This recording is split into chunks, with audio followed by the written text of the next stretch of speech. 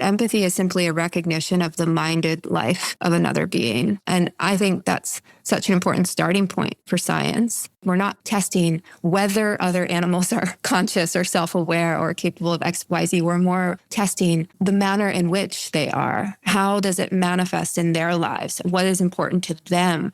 And that should be grounds for curiosity and further inquiry and investigation. And I think empathy is so taboo in science in that it's like part of what creates our own identity as scientists against other disciplines, which is very concerning because science is the method that many of us have come to trust for understanding the world and understanding our place in the world. I think we tend to assume that science is somehow unbiased or immune.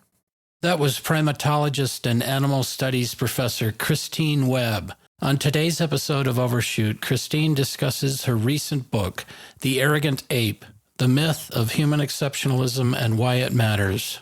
Welcome to Overshoot, where we tackle today's interlocking social and ecological crises driven by humanity's excessive population and consumption. On this podcast, we explore needed narrative, behavioral, and system shifts for recreating human life in balance with all life on Earth. I'm Nandita Bajaj, co-host of the podcast and executive director of Population Balance. I'm Alan Ware, co-host of the podcast and researcher with Population Balance. With expert guests covering a range of topics, we examine the forces underlying overshoot, the patriarchal pronatalism that fuels overpopulation, the growth-obsessed economic systems that drive consumerism and social injustice, and the dominant worldview of human supremacy that subjugates animals and nature. Our vision of shrinking toward abundance inspires us to seek pathways of transformation that go beyond technological fixes toward a new humanity that honors our interconnectedness with all of life. And now on to today's guest. Christine Webb is an assistant professor in New York University's Department of Environmental Studies, where she is part of the Animal Studies program. She is a broadly trained primatologist with expertise in social behavior, culture, cognition, and emotion. Her research also explores how contemporary norms and institutions shape scientific knowledge of other animals and the environment, with a critical emphasis on human exceptionalism. Her debut book, The Arrogant Ape, The Myth of Human Exceptionalism and Why It Matters, was published in 2025 and is being translated into 17 languages. And now on to today's interview. Hi, Christine. Welcome to the Overshoot podcast. Thank you for joining us. We are thrilled to have you. Thank you so much. I'm very happy to be here. And we are excited to chat with you about your new book, The Arrogant Ape, The Myth of Human Exceptionalism and Why It Matters. As you will have noted, confronting human supremacy is one of the three main pillars of our work at Population Balance, and your work fits perfectly with ours. In fact, three of our previous podcast guests, Mark Beckhoff, Carl Safina, and Eileen Christ, who is also our advisor, gave this book high praise. We resonate deeply with the idea that human exceptionalism is at the root of our ecological crisis, as you write, and why we must abandon this worldview and embrace a real species-level humility to address this crisis. So, Christine, it's clear from reading your book that you've been aware of the prevalence and pervasiveness of human exceptionalism for a long time. What were some of the childhood and early professional experiences that led you to start questioning human exceptionalism so deeply? Yeah, I was lucky enough to grow up with a dog, and I am an only child. So the companion animals who lived in our home were like my siblings, and I treated them as such. And the dog who I really grew up with, her name was Amber, a Shetland sheepdog. And she taught me so much about the unique ways that other animals experience the world and all of the ways in which their abilities surpass ours, right? For dogs, it's through their sense of smell.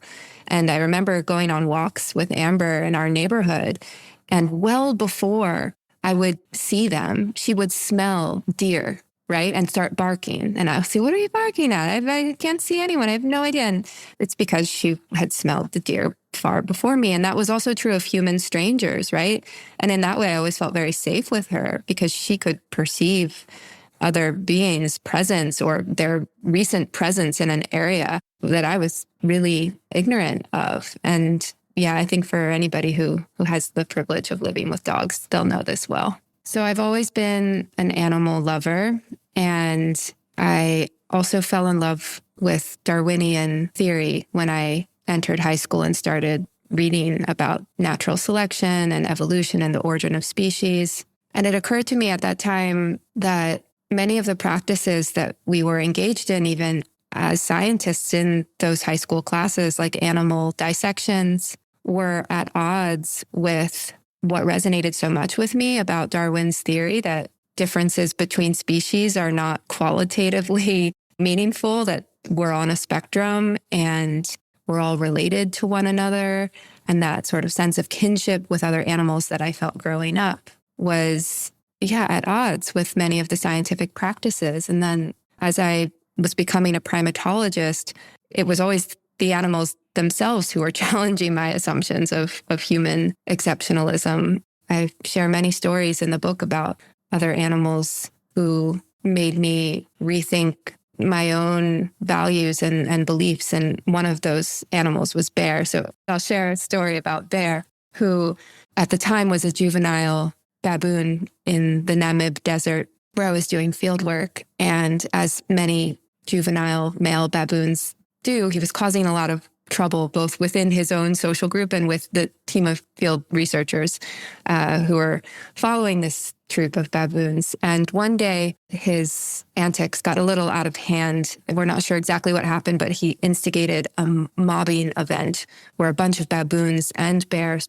surrounded my colleague, and they were barking really loud and slapping her legs. And the tension escalated very quickly. It was very scary for everybody.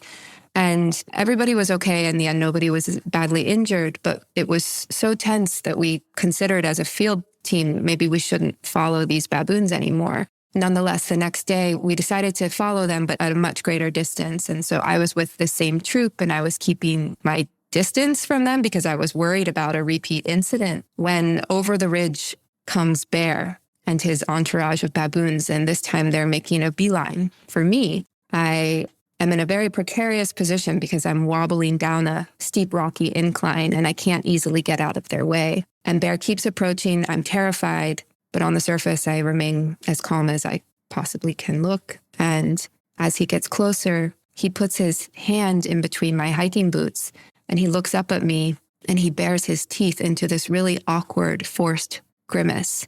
And I remember it so clearly because his teeth were so white and square, and I've never seen baboon teeth that up close before. And as a primatologist, I know that this is a pacifying gesture. This is something baboons do to avert conflict with one another, to reconcile with one another, to submit and to show friendly intentions with one another. And in that moment, Bear not only was empathizing with me, right? He knew that I was afraid and was trying to appease me. But he also had to know that I knew what had happened the day before and try to make amends for it. And this is something we call theory of mind, the ability to know what others know. At the time, I had thought only humans are capable of theory of mind, because that is what I had learned. Only humans have this ability. But Bear showed not only could he do this, he could do it for a member of another species.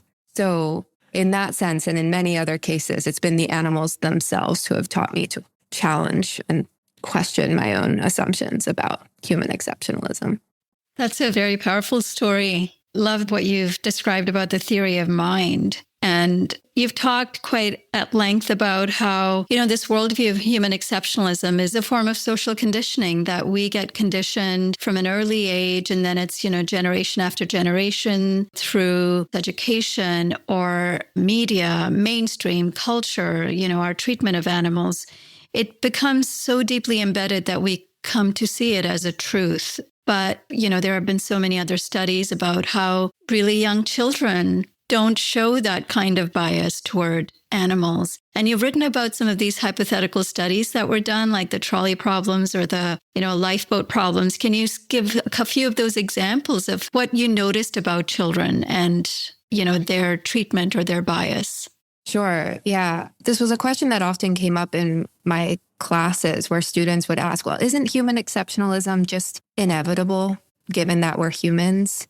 right? Isn't it something innate that we just prioritize and privilege members of our own species over other forms of life? And I've been really fortunate that there have been a host of studies in developmental and also in cross-cultural psychology in recent years that test that very assumption. And so in one of the studies that comes to mind, researchers at Yale presented young children, I believe they were 5 to 9 years old in the US, so American children and American adults, with moral dilemma scenarios that pitted varying numbers of humans against varying numbers of dogs and pigs. Basically, the scenarios depicted 2 sinking ships with different numbers of passengers. Some, maybe one ship contained 2 human passengers and the other ship contained 1 dog. And they asked participants, okay, you can only choose one of these boats to save. Which one do you save? And whereas American adults almost always prioritized the life of 1 human over even 100 dogs or pigs, American children did not have that human bias. They often opted to save the life of 1 dog over the life of 1 human. And the study has now been replicated in several other countries, I believe both in Europe, but it's powerful evidence that this notion that humans deserve special moral attention over other animals is not inborn or innate. It's not a lens we come into the world wearing, but it's something that we acquire culturally. And the researchers of that study argue that it's something that children or adolescents learn as they get a bit older, enter the kind of main social fabric of a society and start to see all of the ways that humans around them are using and exploiting other animals.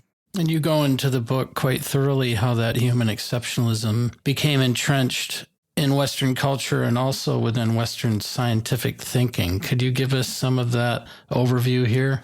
Sure. Yeah. It's so hard to trace historical origins. Some scholars trace the origin of human exceptionalism back to, domestication and when we started controlling animals and plants in our environments and separating ourselves from nature, right? A sort of human culture separate from the realm of nature. And Eileen Christ, who's been on your show, she would argue that perhaps that agricultural revolution preconditioned the human mind favorably towards notions of human exceptionalism, which would come later, particularly in Western thought, through Aristotle's notion of a scala naturae, this scale or ladder of life, which ranked beings with humans at the top, followed by large mammals who looked like us, followed by other animals like fishes and reptiles and birds. Still lower in the ladder were plants and fungi, and still lower than that, rocks and other inanimate inorganic matter.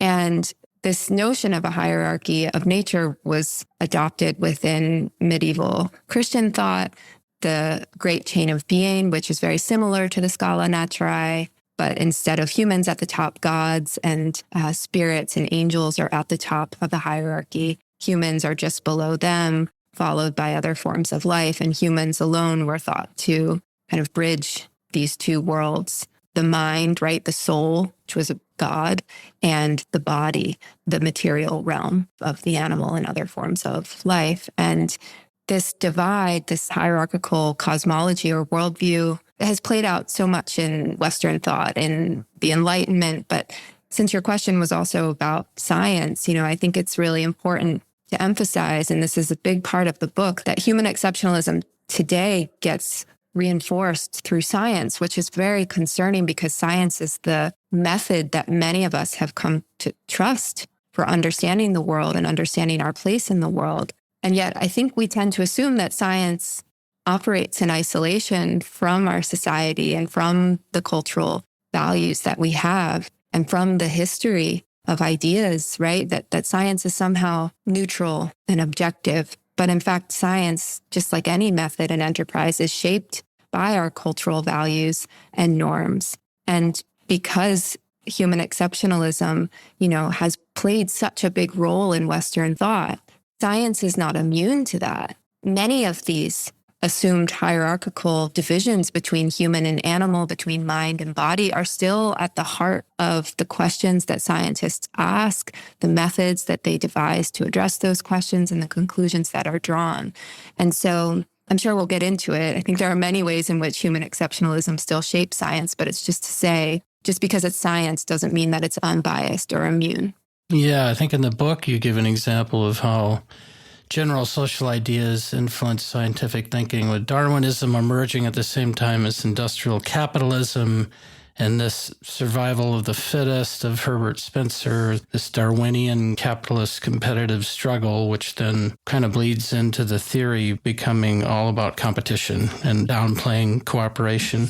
Precisely. And it's not that competition doesn't happen in nature, but that it's only one piece of a much bigger story that got emphasized as a result of the timing of the publication of his work.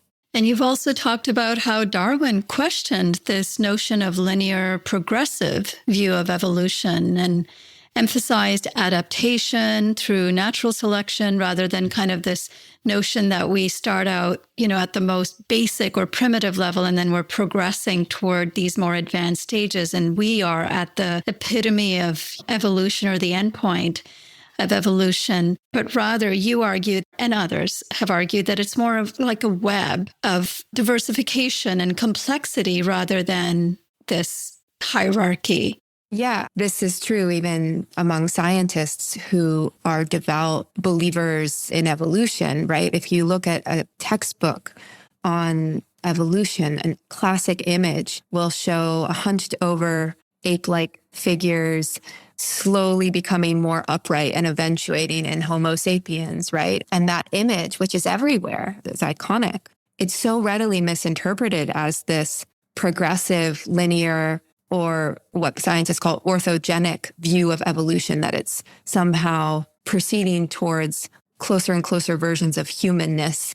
And I think this idea of a ladder of nature in Greek philosophy and much of Western thought, Darwin really revolutionized with his theory of evolution by natural selection. And the ladder became a tree of life, right? With branches that are constantly diversifying and reaching outward, and all species who are alive today are evolving in parallel. There's nothing that's lesser or more advanced than. But I worry a little bit about the tree metaphor too, because in some ways it comes back to this notion of competition and individualism, that beings are just vying for differentiation and competing with one another and continuing to diversify as the evolutionary tree branches outward. And that's why I and many other scholars prefer the metaphor of a web or a net, right? Because it shows that cooperation is also a big part of it, that there's also all of these co-evolutionary processes. It's not that species are just growing further and further apart, but that they are shaping one another and that we are all enmeshed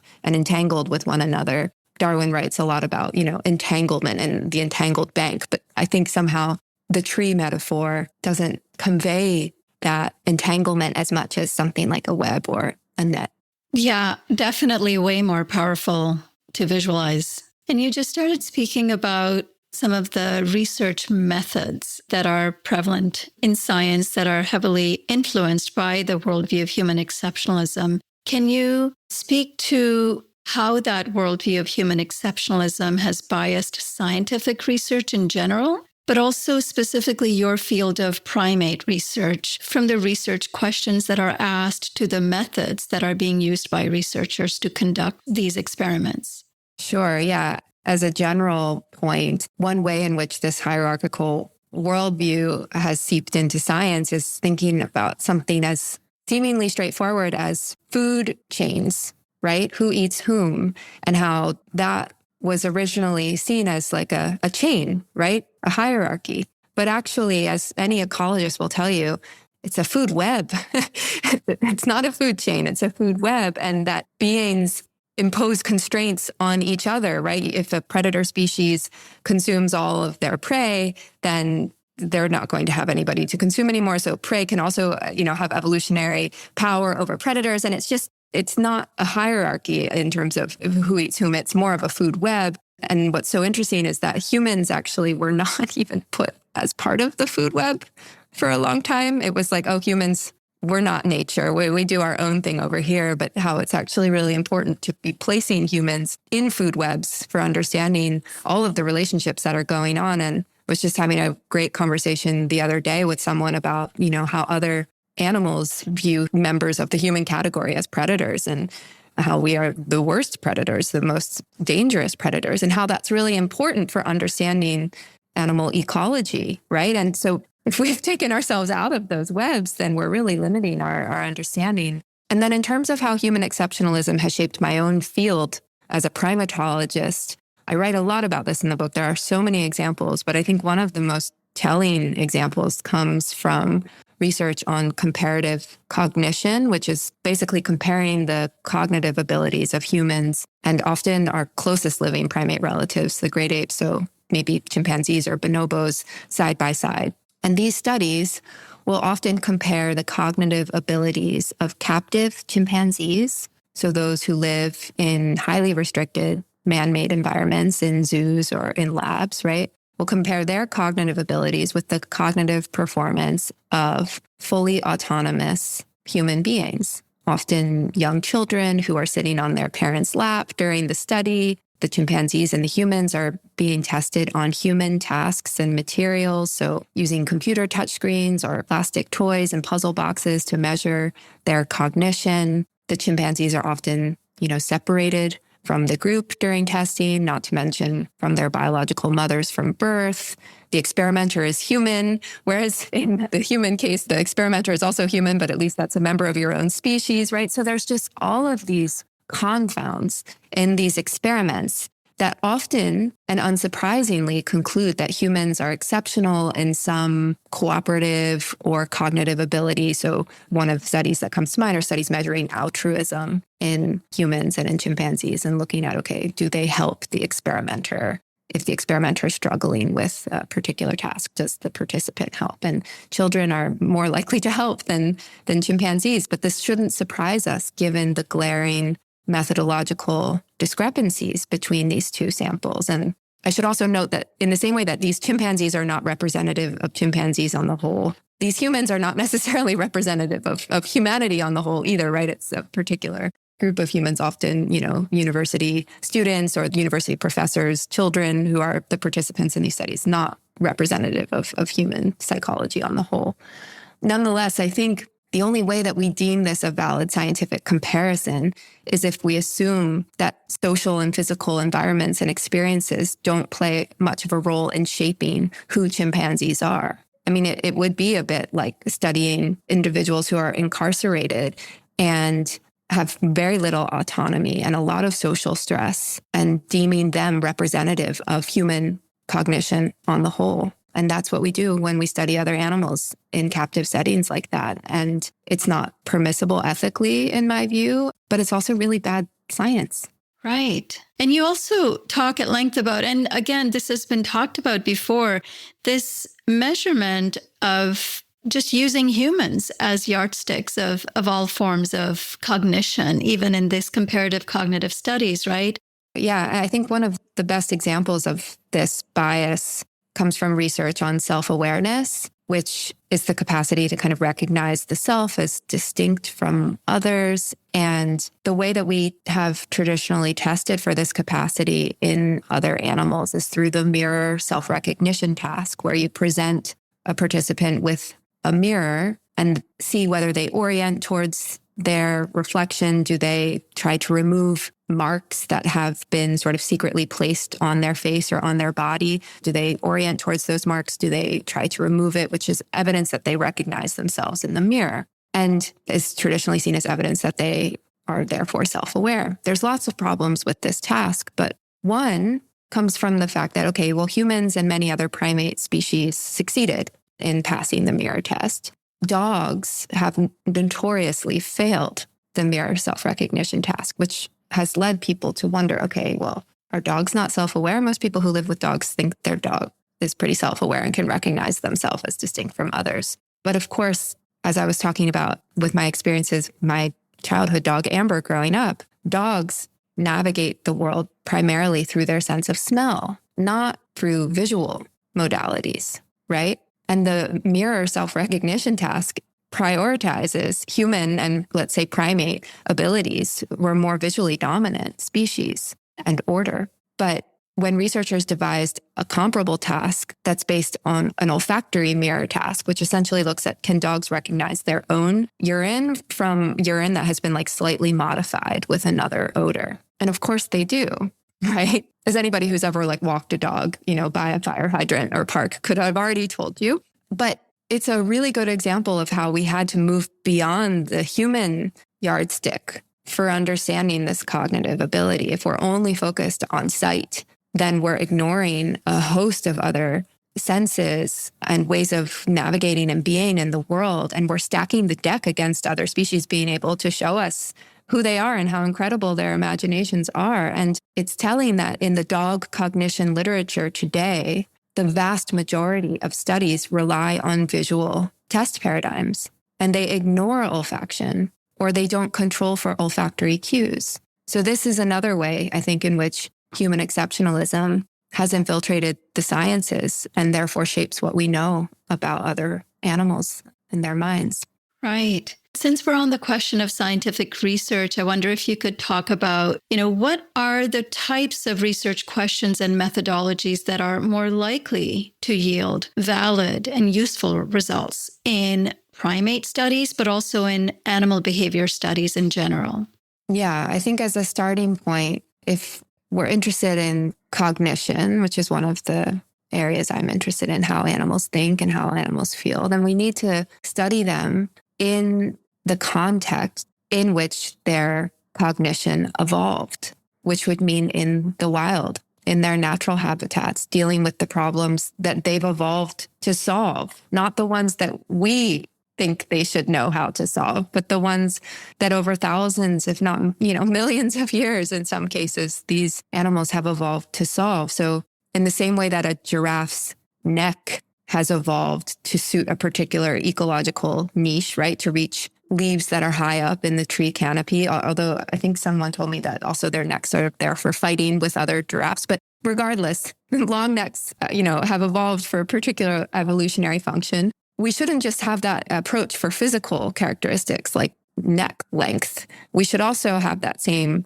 ecologically oriented approach, an evolutionarily oriented approach for psychological characteristics. So it would begin with studying animals in the habitats where they live naturally and taking seriously their Umwelt, this German word, which means environment, right? The sensory environment and world of that animal. How do they live in the world? Is it through echolocation, through smell, through sight, through touch? And I believe as a scientist, through recognizing them as individuals, through forming relationships with them that are based on mutual accommodation and trust so that they are not afraid of you when you're studying them, right? And they're not afraid maybe to show you who they really are. And these get into broader questions about the way that science is practiced today that I deal with in the book. And, maybe we'll get there. But I think it really comes from a level of respect for who they are and studying them in circumstances where they are comfortable,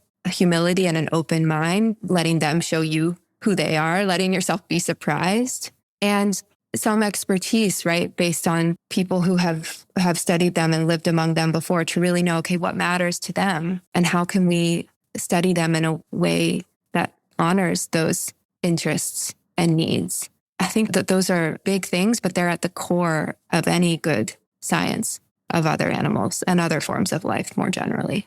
That reminded me, as a kid, I think I had heard that rats and mice would hit a lever to get heroin and cocaine until they died. They would rather have that than food. And then hearing about Rat Park, where this guy designed a place where they could socially interact and physically play, and the level of addiction just crashed, right? It went way down. So that was a great, better understanding of what the animal needs and how we relate to them.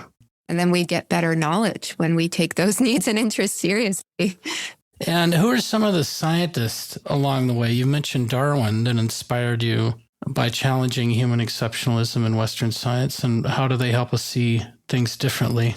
There have been so many. the book is dedicated to my late mentor, Franz de Waal, a primatologist who I was so fortunate to encounter as an undergraduate and really set me off on my career in primatology. He's written a lot about animal minds and emotions, but also on how we study them. He has a book called Are We Smart Enough to Know How Smart Animals Are?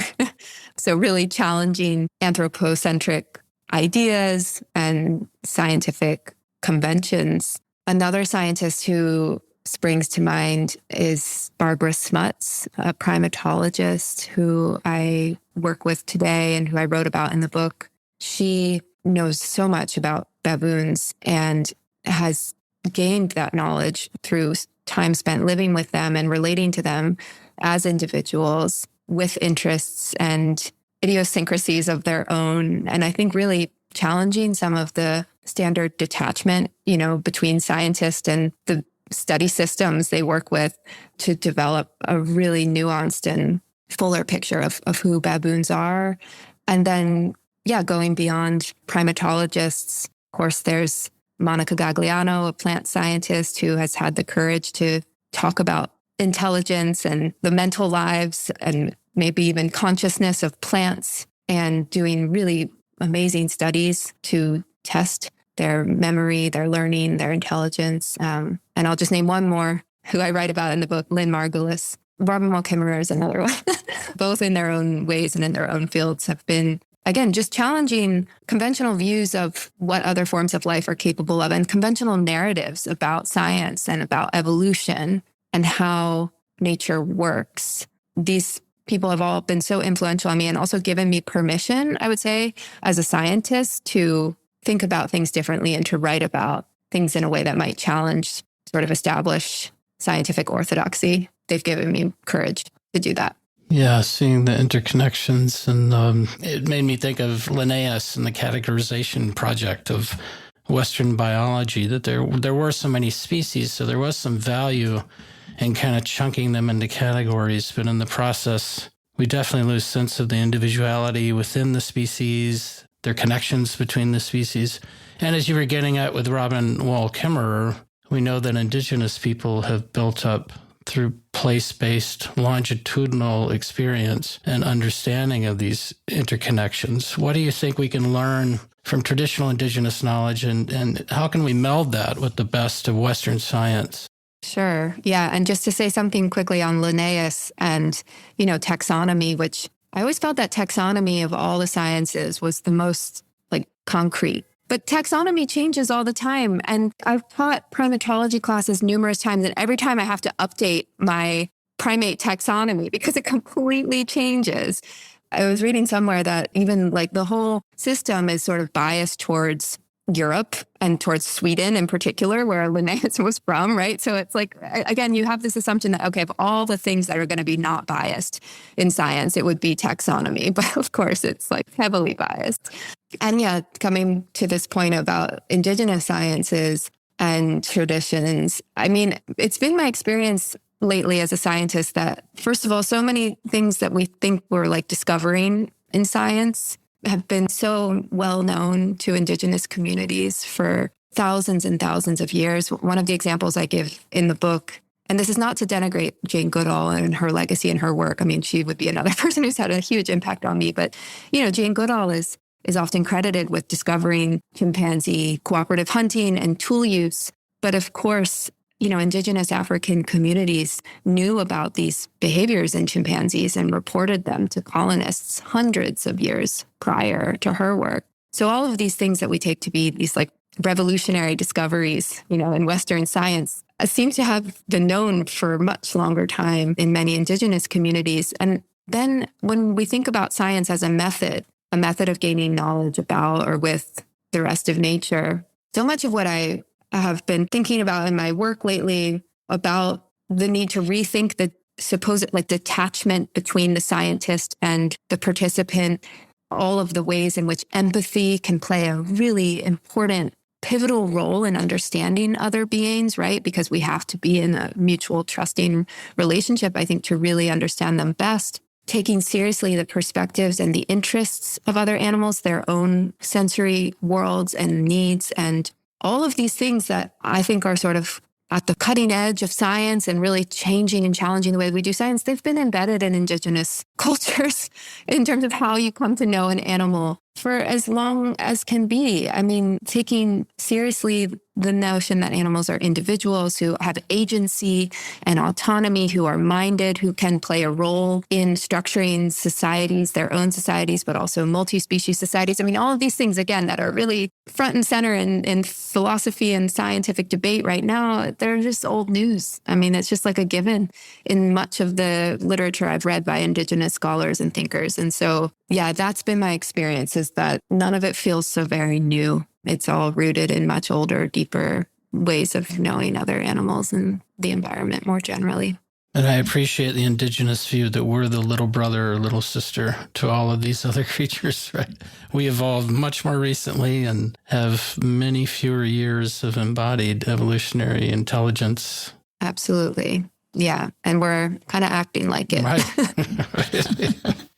Yeah. And, you mentioned how this notion of like the newness, or it's like, oh, it's so remarkable. Look what we've discovered about this species or that animal or that bird. And I think a couple of weeks ago, it was all over the news, that a cow was seen using a tool to scratch her back or something. And it was portrayed as like the most remarkable thing ever, and why now cows maybe deserve our moral concern. And I don't study animals, but I knew enough that it was not remarkable. Like, why were people so surprised?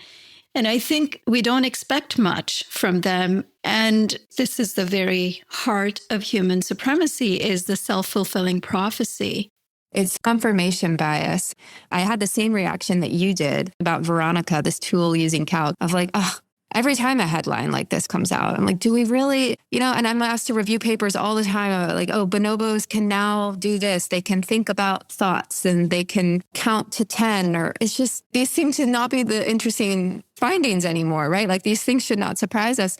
And then on the other hand, I am happy that they're doing more research on farmed animals, because there's so much research on primates and other wild animals. Like we need to learn more about the lives of cows and pigs and chickens and bring those to the forefront of the conversation. And yeah, Veronica, the videos of her using these tools are pretty delightful in some respects to watch. But I agree with you. Like I'm very conflicted about this sort of novelty of these quote unquote new discoveries. And I think it comes back to like the null hypothesis in science, right? This is another way in which human exceptionalism has seeped into science. Why is the null hypothesis that animals can't do these things? It doesn't mean that zero or that like animals should lack something. The null hypothesis simply means what scientists should expect to be the norm based on evidence. And against that, they're going to test for statistically significant discrepancies. So the fact that the null hypothesis in science is that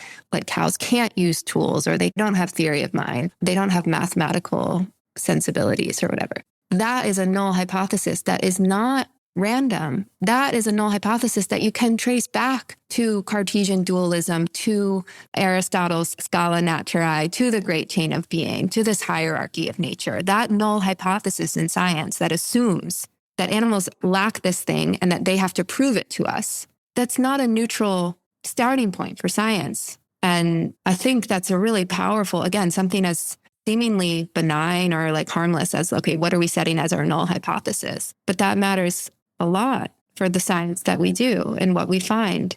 Totally. The burden of proof is always on the animal to show to us that they are capable and worthy. And not to put the burden of proof on the animals to, express their fantastical abilities, but you've noticed and written at length about different creatures' fantastical abilities and why humans and our supposed exceptionalism might not be so amazing after all.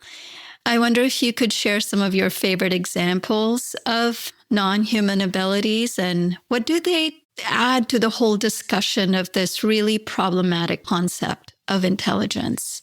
My favorite examples of animals' intelligence and abilities always come from ones that humble me and make me think, okay, I have such a narrow slice of the world and reality at my disposal.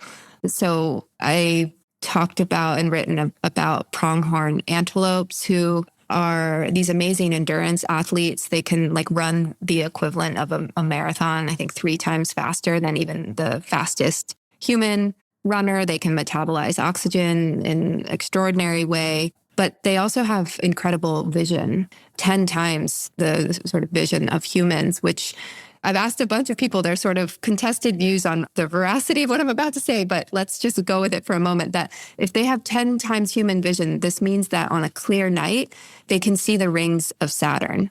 For me, that's just incredible. It's like we have all these telescopes, we have to devise these things that are destroying the environment. And I still can't like use a telescope properly. So I can't do that, even with like the most refined human tool to do that. And pronghorn antelopes can like see the rings of Saturn. It's so cool. And, thinking about owls and how they can hear the heartbeat of a mouse who's like 20, 30 feet away. And when I'm walking and now I hear an owl, I'm like, does that owl hear my heartbeat? Does the owl know that I'm tired or nervous? So I love those examples. And then I love these examples of just the amazing tools that animals themselves build to solve tasks, like these striated herons who basically go fishing. They drop damselflies and other little twigs and things into ponds where they hang out in order to lure fish into their zone of attack. And this is just, an incredible example of tool use, because it's not just picking up something in the environment and using it for something that's close by. It's like it really requires a certain kind of foresight and calculus and thought, and maybe even, empathy or theory of mind, like understanding, okay, that the fish are going to think that this damselfly is for them, but it's actually my bait or my lure.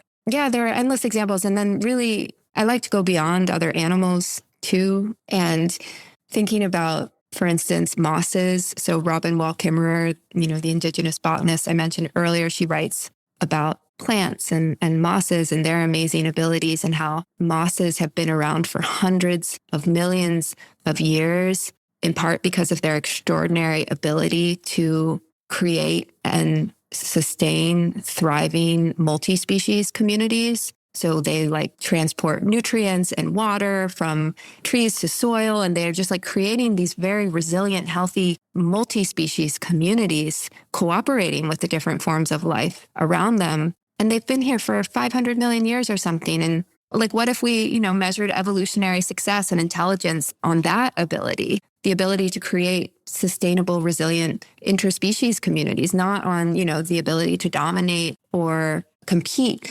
And I think that comes back to this like broader definition of intelligence, which is such a tricky term to define, even, within human beings. I think we have like 60 definitions of intelligence. Is it emotional intelligence or spatial intelligence, or what we conventionally call, IQ, like on a conventional test of reason and logic and problem solving? There's so many different forms of intelligence, and we often emphasize maybe one particular version of that, or we consider beings to be evolutionarily successful insofar as they've managed to do X, Y, and Z, when that's only one story and one way of being successful, maybe, or intelligent. And that, we stand to gain so much if we just broaden the frame to take into account all the different ways of being intelligent and successful.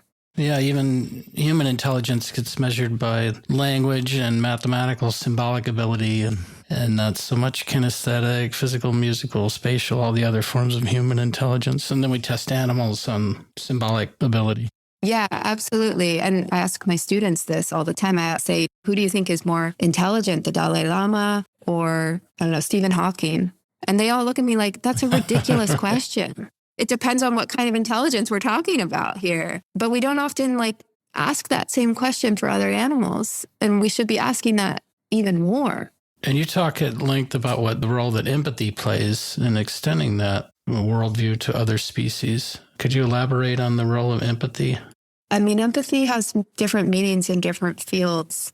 I like to approach empathy from the standpoint of phenomenology, the sort of philosophical study of experience. And basically, phenomenologists have argued that empathy is simply a recognition of the minded life of another being. So it doesn't necessarily mean that I feel the same way as another being, that they're sad and that I become sad. I would say that's more sympathy, but again, it's all definitions. But I think it's a useful distinction, because empathy allows for the recognition of the minded life of an individual along lines of similarity and difference. So it's not like, oh, that individual has to think and feel exactly like I feel in order to be recognized as thinking and feeling, but just that they have a subjective self, a life, an interior world. It might be very different from mine. It might be very similar to mine, but there is a subjective life there. There's someone home. And I think that's such an important starting point for science, right? Because then again, we're not testing whether other animals are conscious or self-aware or capable of X, Y, Z. We're more in the manner in which they are. How does it manifest in their lives? What is important to them? And empathy plays such a role in that. Because again, it's recognizing that they are minded beings, but their mentality doesn't have to be the same as mine, could be different from mine. And that should be grounds for curiosity and further inquiry and investigation. So I think empathy is so taboo in science. And I mean, a real taboo in that it's like part of what creates our own identity as scientists against other disciplines. But I've written a bit about the need to untaboo empathy and see its place in science. And many of the scientists I've mentioned, including Darwin, I think were modeling the utility of empathy. And you spoke about your own experience in the science classroom. And I used to teach science. And also just as a science student, I had kind of this aversion to dissection. And I've seen students have aversion to dissection. And the consistent message that I was given, and they are still often being given, is you need to thicken your skin because this is what real science looks like. And if you want to be a real scientist, you can't be so sensitive or empathetic. To me, it feels like carving out a whole part of who they are and asking them to disengage that part to then become, I don't know, a machine in some way in how you look at the world. But as you've described so eloquently, nothing in this world exists in isolation. Everything is a relationship and everything is relational. So the way we respond and observe and empathize and use theory of mind is all relational as well. So how could it ever be possible to conduct science without using all of who we are and observing all of who they are? Which makes me think, going back to your example, that when we desensitize and detach from these dissections or harmful things we're doing to other animals, we're not removing ourselves. We're still in relationship. We're in a relationship of exploitation and domination, right? It's a very unhealthy relationship that we're in. And sociologists have written about, dissection in early, elementary education as a rite of passage into the scientific community, because it actually seems to me less about anatomy and learning about all the different organs and how they fit together, and way more about this desensitization as a rite of passage into science. And when you ask still my students today, I'm really surprised, many of them had to dissect frogs or pigs, and what they remember is nothing about anatomy, but about the ethical desensitization that they experienced. That seems to be the pedagogical goal, right? Especially now that alternatives exist. And they've done studies comparing the learning outcomes of virtual versus real animal dissections. They're not different. So you've written about the fact that as human populations grow, more and more species will live in environments characterized by severe anthropogenic disturbance. What are some of the findings about human population pressure, how it affects primates and other species? Yeah, I like this question because it gives me an opportunity to talk about not just the loss of biodiversity, but of social and cultural diversity in other animals as well. And I'll explain what I mean by that. So there's been all sorts of research about how anthropogenic disturbance causes biodiversity loss through loss of habitats, disease transmission, right? As we encroach into animals' territories and lives, their population numbers are suffering. And that is the main reason for the biodiversity crisis in which we find ourselves. But I think my work has been really interested in thinking about how we shouldn't just be thinking about the loss of biodiversity, because that's the loss of literally like biological individuals. We should also be thinking about how anthropogenic disturbance affects the social relationships amongst a group and the cultural habits and behaviors of that group. So there's been some really interesting work published in recent years about how anthropogenic disturbance impacts not just chimpanzee biodiversity, but also social and cultural diversity, meaning that chimpanzee populations who live closer to areas characterized by high anthropogenic disturbance have less complex behavioral repertoires. So I think about this a lot. Okay, we're destroying animal habitats. That means that they have to spend much more time finding new habitats, finding food, finding mates. They have so much less time that they can devote towards establishing meaningful relationships with one another, learning from each other, enjoying each other, right? It breaks my heart when I think about it, because these are the things that I'm most interested in learning about other animals, right? How they form relationships with one another, how they experience those relationships and enjoy those relationships. And we're taking away not just their habitats, but their opportunities to engage in those activities and their opportunities for social learning. And, chimpanzees are a great example of social and cultural diversity because we know so much about their social and cultural lives. We know that different groups of chimpanzees have different cultural norms, right? Different materials, tools that they use in their environments, different social norms, different ways of interacting with one another. And how, as human caused, disruptions encroach on their lives, their behaviors are just becoming less complex because they're having to focus everything on finding suitable habitat or other ways of surviving and not on the things that really, I think, make them interesting in who they are. So again, it's just a call to really think not just about the loss of biodiversity, but the loss of all of the different aspects of their lives and ways of being. And it comes back again to this self-fulfilling prophecy too. It's well, no wonder we think nature is all competitive and red tooth and claw. We're making it that way, right? We're making it so that all animals have to just find food and vie for dominance and resources because we're taking it all away from them. Yeah, when you explained that their behavior is becoming more similar, and I was wondering why, and then you said, the foraging, the habitat, where are we going to sleep tonight, where are we going to get food, and you just imagine a human community, if it's living in the woods and it's under constant threat, certain behaviors, we've got to move camp, there's no time for play, kids, move along, or there are a lot of behaviors that we would lose, right, when we're under constant threat. So it totally makes sense.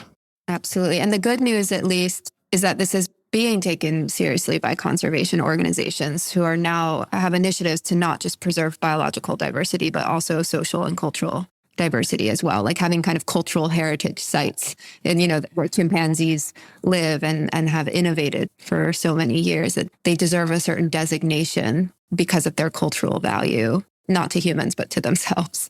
And we've appreciated that you've identified human population pressure as one of the direct causes of a lot of this loss of both biodiversity in the populations, but also the complexity of the characteristics they express. There has been so much denial in culture around human population pressures, and we see it exactly as a form of human exceptionalism. When we say that, no, we can continue to grow our population and our technosphere and our consumption, and somehow we can still have biodiversity, expansiveness, etc. So we just wanted to say we appreciate that, you are not afraid to mention that. And along that line, you referred to a variation of human exceptionalism called human exemptionalism, the belief that humans are not bound by environmental limits and that we can rely on technology to save us. Kind of an extension of population denial as well. What do you think human exemptionalism gets wrong, and why does that matter? I'll share a little story about this. I was previously at Harvard, and while I was there, I attended a number of talks by David Keith, who is a scientist who is at the forefront of solar geoengineering efforts. this idea that we're going to be like pumping aerosols into the atmosphere to dim the sun, to mitigate the consequences of global warming, and that while a necessary evil, this might actually be necessary, right? According to some, that this will be the sort of last resort, but may well be necessary to avert the catastrophic consequences of a warming planet. And at one of these talks, I asked, so given that solar geoengineering would dim the sun, right? Elizabeth Colbert has a book, Under a White Sky, that talks in detail about this. If anyone wants to read more of it, Under a White Sky, because the sky would look white and we would dim the sun. What about pollinator species who rely on the precise angle of sunlight into their hive or as they're navigating to migrate and to locate food sources? What effect would dimming the sun have on pollinator species? And I never got a good answer to this. It was my understanding and is still my understanding, although I would love for please someone prove me wrong and send me a bunch of articles that have been written about this, about the effects of solar geoengineering on pollinators. I really want to know that someone is taking this seriously. Because even if we take a very anthropocentric standpoint on all of this, our food system relies on pollinators. And if by doing something like dimming the sun is going to prevent pollinators from migrating and communicating with one another where food is, then our food system collapses.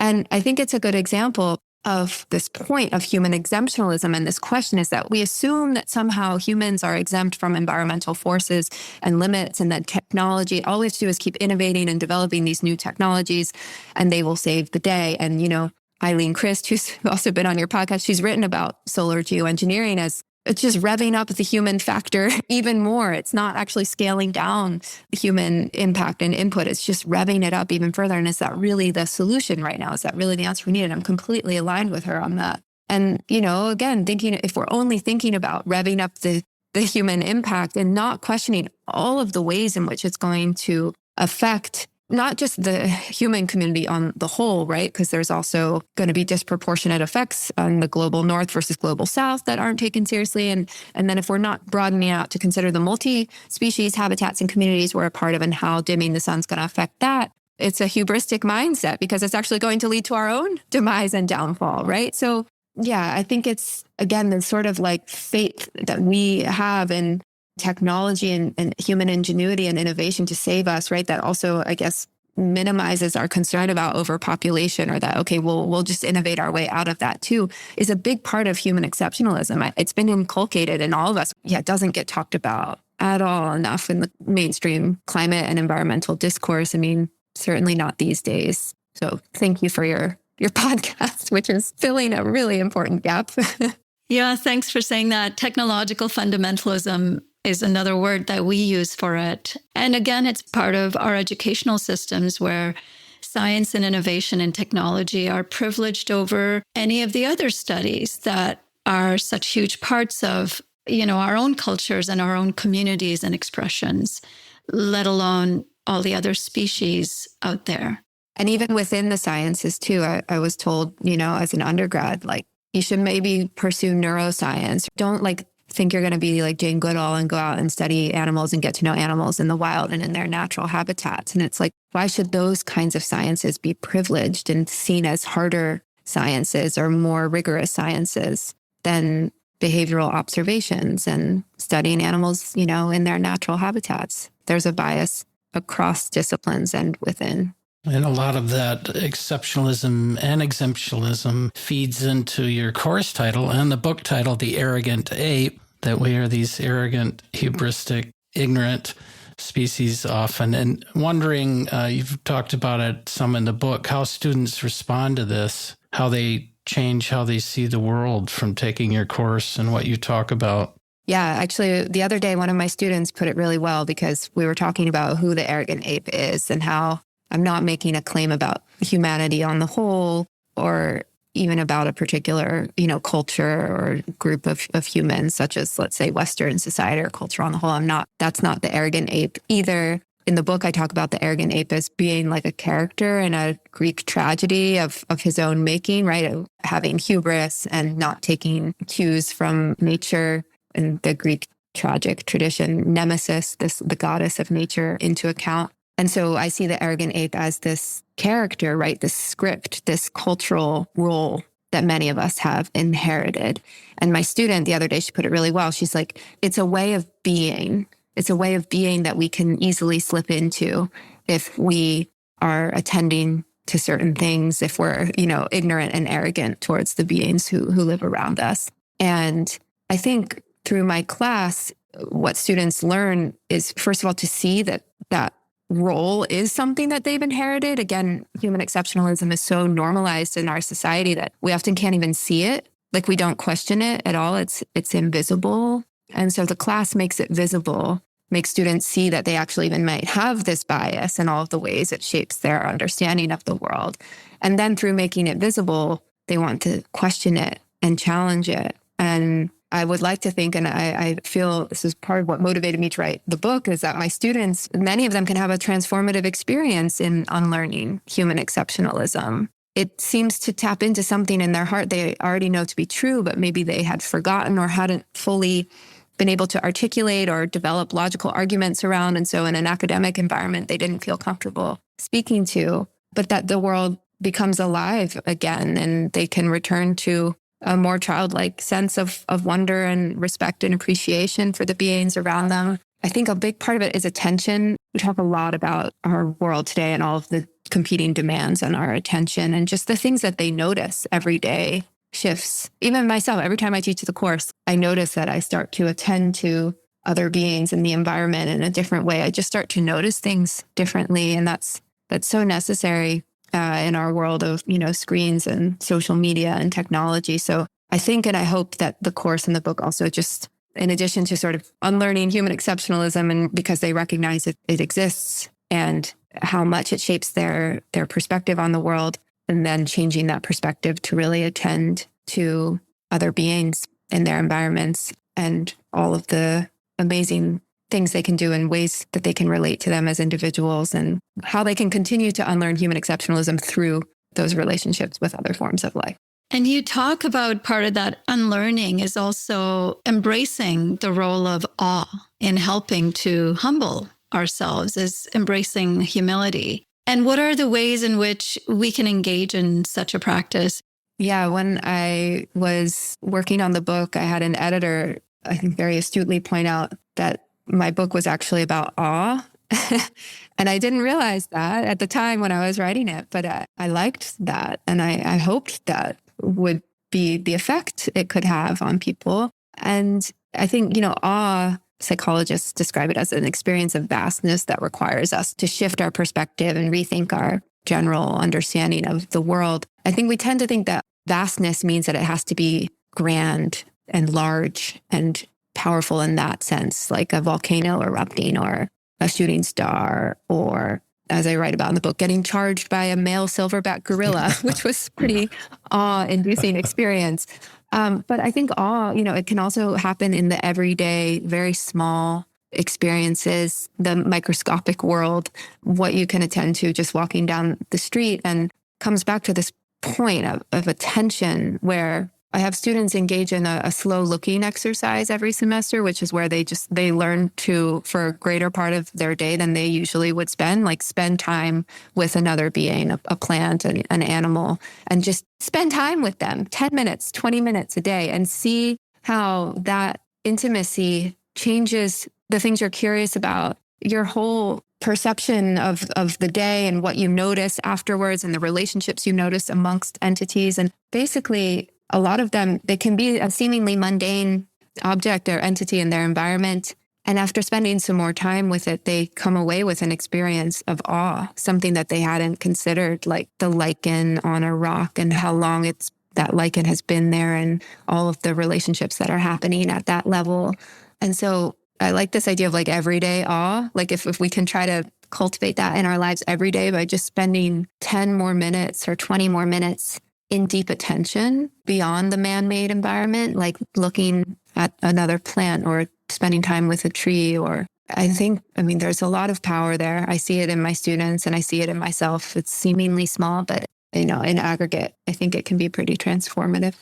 We agree. This is such a powerful way to conclude a very, very amazing interview. Thank you so much, Christine, for taking so much of your time to do all of this incredible research and to make it accessible to all of us, giving so many great everyday examples, challenging so many deep dogmas of human exceptionalism, and adding to the depth and breadth of this research.